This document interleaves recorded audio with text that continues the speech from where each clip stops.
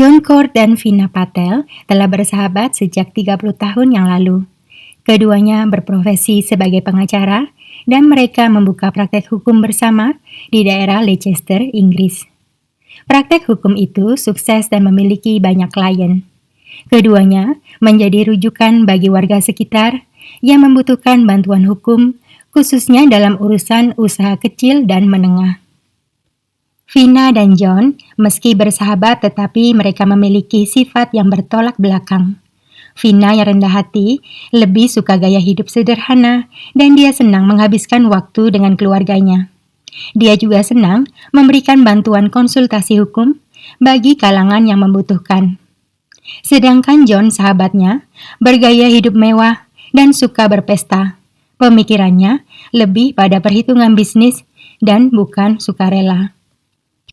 Mungkin karena perbedaan itulah keduanya bisa saling melengkapi dan persahabatan mereka bertahan lama. Praktek hukum mereka pun mendulang sukses karena Vina dan John bisa saling mengisi. Berkat kesuksesan praktek hukum yang mereka dirikan, nama Vina dan John jadi terkenal terutama di kalangan masyarakat sekitar. Banyak orang menggunakan jasa Vina dan John karena mereka dikenal sebagai pengacara yang memiliki integritas serta sering berkontribusi pada masyarakat. Bermodalkan nama baik itulah, John mengambil kesempatan untuk aktif dalam dunia politik. Awalnya karir politik John cukup menjanjikan. Di bulan Mei tahun 2007, dia sempat terpilih sebagai anggota Dewan Wilayah. Sayangnya, di saat karir politiknya mulai naik, rumah tangganya justru diterpa prahara, hingga akhirnya John dan istrinya bercerai. John sangat terpukul akibat perceraiannya hingga berdampak pada kinerjanya di dalam Dewan Daerah. Kehadiran John dalam rapat Dewan sangat rendah, kurang dari 20% saja. Hal itu karena John mengalami stres pasca perceraiannya. Hingga pada akhirnya, John terpaksa mengundurkan diri dari jabatannya itu hanya dalam setahun setelah dipilih menjadi anggota Dewan Daerah. Sejak saat itu, kehidupan John pun semakin tidak karuan. Dia melampiaskan kegagalan rumah tangganya sekaligus karir politiknya dengan menghambur-hamburkan uang hanya demi membiayai gaya hidup mewah. Uang John bagaikan tidak berseri dan mengalir terus keluar bagai air keran. Tanpa perhitungan, John bisa menghabiskan gajinya dalam setahun sebesar 1,8 miliar rupiah hanya dalam sekejap. Bahkan seringnya lebih dari itu. Dia menyewa sebuah penthouse di Leicester serta 2 buah apartemen di London yang ditinggali teman kencannya. John juga sering mengunjungi restoran top dan hotel mewah di ibu kota bersama teman-teman atau dengan teman wanitanya. John sering pergi berkencan dengan wanita yang berbeda-beda. Salah satunya adalah mantan Miss Black dari Nottingham. Dia juga sempat jadi selingkuhannya istri seorang pejabat pemerintahan di Zimbabwe, Afrika. Tanpa disadarinya, John mendadak terjerat hutang dengan nilai yang fantastis sebesar 3 miliar rupiah. John sangat terkejut saat mengetahui hal itu, sekaligus bingung bagaimana caranya dia melunasi. Semua orang yang dihadapkan situasi yang terjepit dan sangat mendesak seperti itu pasti kalut. Dalam kebingungannya, John pun jadi nekat dan memutuskan untuk mengambil jalan pintas yang berujung malapetaka.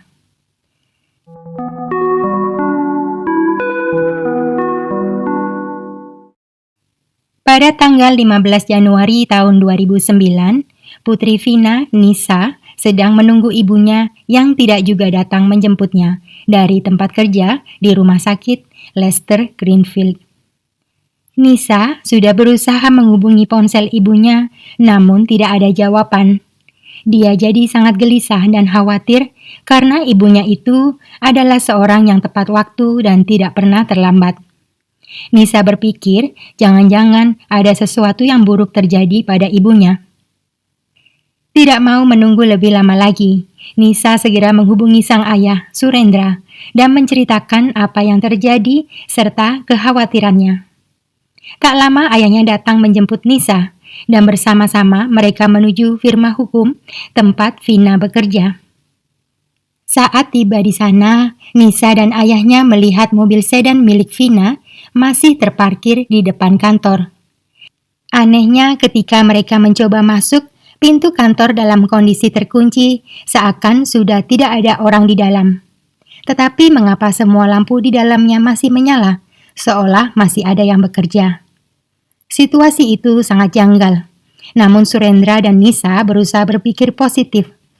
Mungkin saja Vina sedang sibuk dengan pekerjaannya sehingga tidak mau diganggu.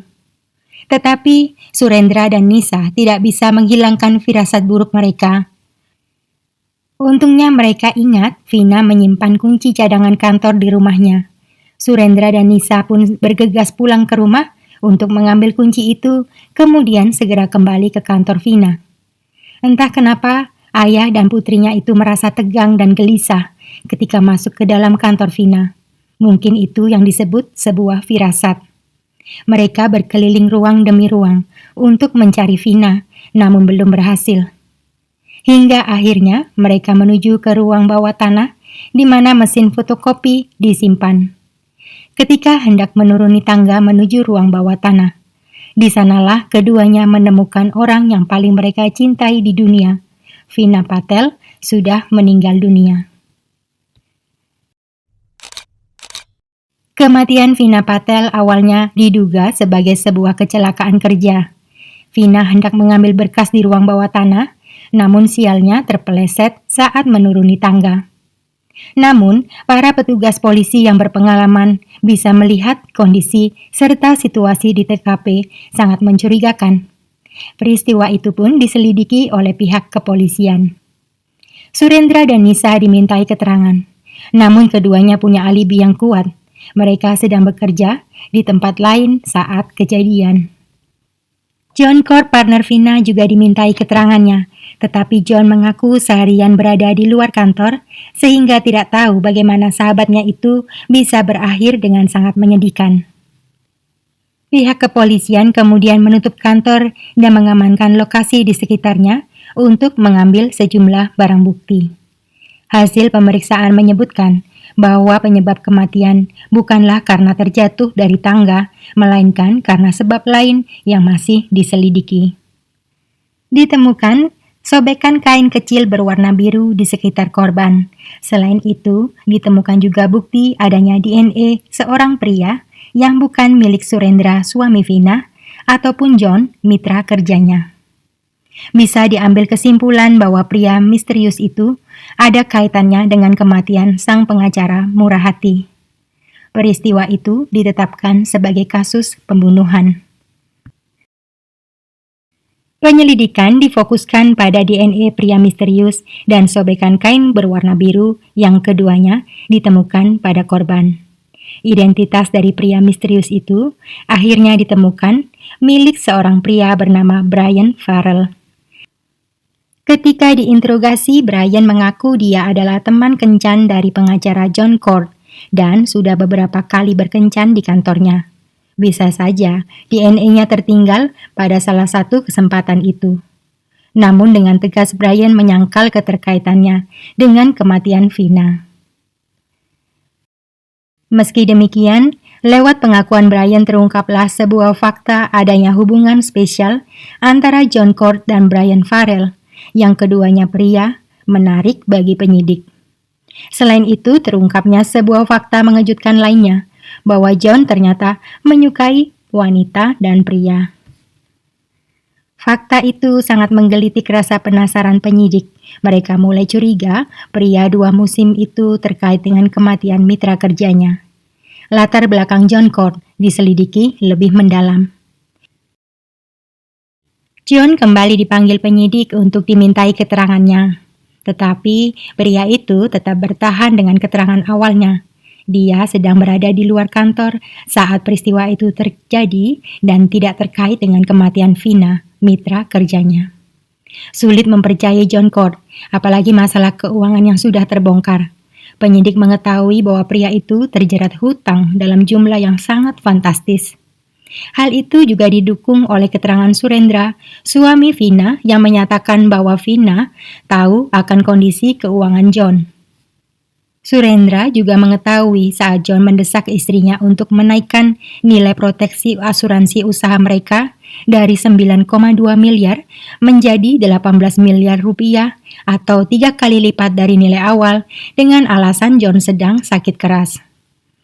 Dana proteksi asuransi sebesar itu akan cair apabila salah satu dari partner ada yang meninggal dunia ataupun keduanya.